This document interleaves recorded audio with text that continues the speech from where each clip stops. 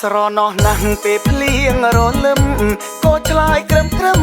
ស្រែកដាំក្រាបខ្យងស្រណោះណាស់ពេលភ្លៀងរលឹមក៏ឆ្លើយក្រឹមក្រឹមស្រែកដាំក្រាបខ្យង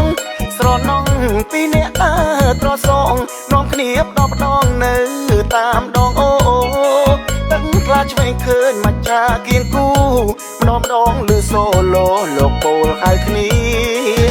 ចោលត្រជាក់បក់មកម្ដងម្ដងត្រជាក់ឆ្អឹងភ្នងឲ្យបងរងា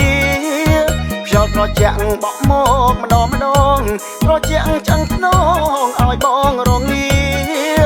ស្រណោះណាស់នៅពេលជួបគ្នាស្រណោះកាលគ្រានៅខ្ទមអ្នកថាមិនហ៊ានប្រាប់ម៉ែខ្លាចគាត់ថាទៅប្តឹងអ្នកតាជួយធ្វើជាសាក្សី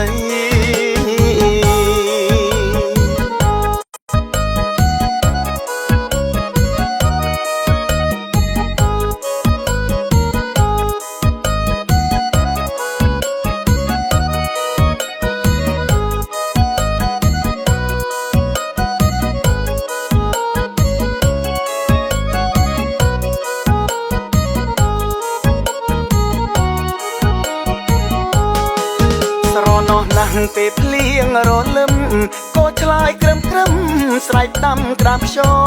ងស្រណោះណាស់ពេលភ្លៀងរលឹមក៏ឆ្លើយក្រឹមក្រឹមស្រែកដាំក្រាបខ្យងស្រណោះពីអ្នកដើរត្រសងនាំគ្នាផ្ដោផ្ដងនៅតាមដងអូទឹកខ្លាឆ្វេងឃើញមកចាគៀនគូម្ដងម្ដងឮសូឡូលោកពោលហៅគ្នាចោលត្រជាក់បក់មកម្ដងម្ដងត្រជាក់ឆ្អឹងភ្នងឲ្យបងរងាចោលត្រជាក់បក់មកម្ដងម្ដងត្រជាក់ឆ្អឹងភ្នងឲ្យបងរងាស្រណោះណាស់នៅពេលជួបគ្នាស្រណោះកាលគ្រានៅខ្ទមអ្នកថាមិនហ៊ានប្រាប់ម៉ែខ្លាចគាត់ថាទៅអ្នកតាជួយធ្វើជាសាក្សី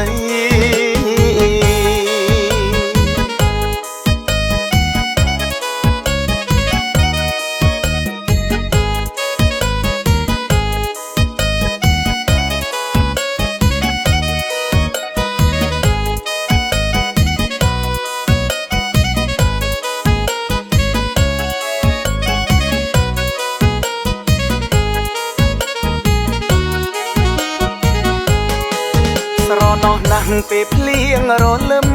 ក៏ឆ្លើយក្រឹមក្រឹមស្រែកដាំក្រាបខ្យ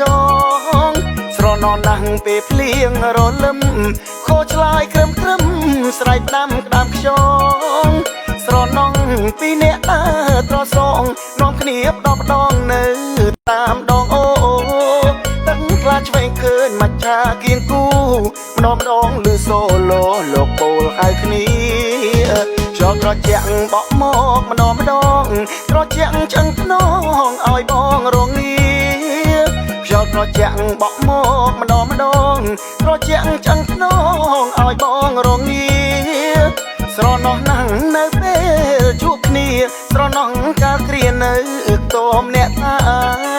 មិនហ៊ានប្រាប់ម៉ែខ្លាចគាត់ថាទៅប្តឹងអ្នកតាជួយធ្វើជាសាក្សី